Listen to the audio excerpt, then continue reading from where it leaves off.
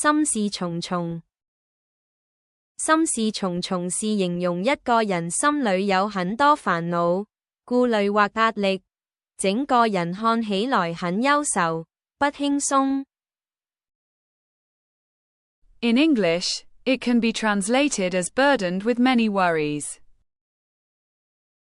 因為掛念着走失了的小狗，所以他近來總是心事重重的。He's been burdened with many worries lately because he misses his lost dog.